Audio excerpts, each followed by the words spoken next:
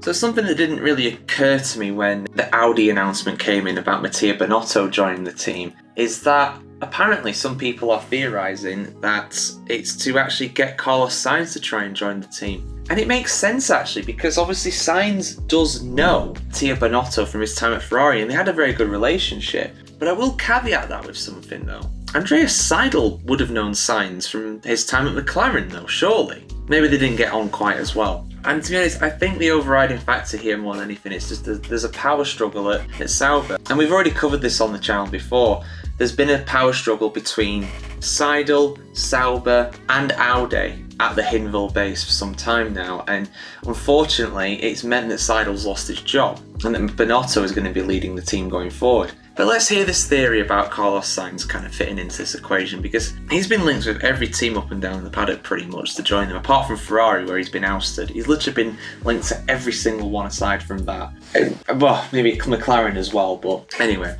Let's see what this theory is all about. Ralf Schumacher admits he already has concerns about how Audi is going about tackling its entry into Formula 1. The VW-linked German car maker, which is now the 100% owner of the Swiss team Sauber, ahead of its official 2026 emergence as the works Audi team, was recently struck by rumours of an internal F1 power struggle. It's resulted in Sauber Chief Executive and Chairman Andreas Seidel and Oliver Hoffmann, respectively, being ousted by Audi CEO Gernot Dollner. It's a very big deal, said Ralf Schumacher. Changing personnel even before the start is very interesting. Schumacher's also said the Audi project was actually on the brink of collapse because there was apparently a small calculation error amounting to 1 billion. At least that's what we hear. How's that happened? Let's read on. The team had to be refinanced because no money was coming in. That's why the decision was made to keep Zhou Guanyu as a driver and take the money. Ooh, interesting. I can definitely buy that. I think he's a decent driver, Zhou, although this season he's not doing particularly well. Accordingly, nothing could happen.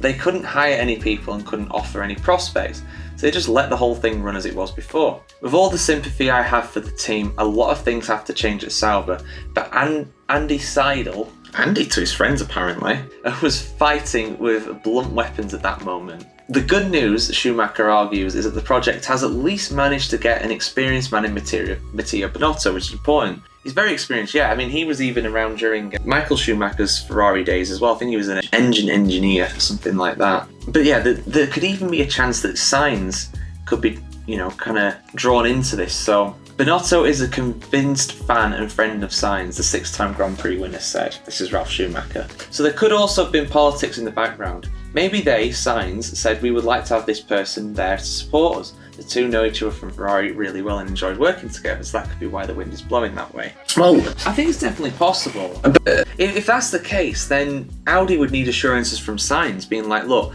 if we do this, this and this, you've got to sign on the dotted line. Like a conditional offer in a sense. And if that's the case, then maybe we could see Sainz be as an Audi driver this summer.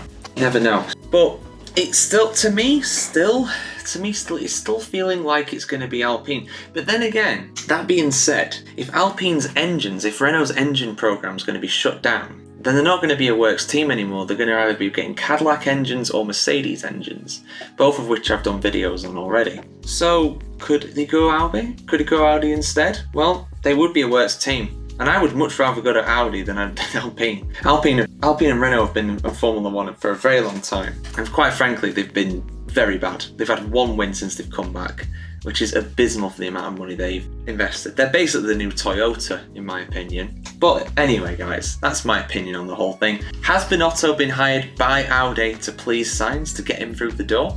It's an interesting theory. Let us know what you think about it in the comments below. And of course, keep it subscribed to the F1Chronicle.com to see much more video content on F1 news just like this.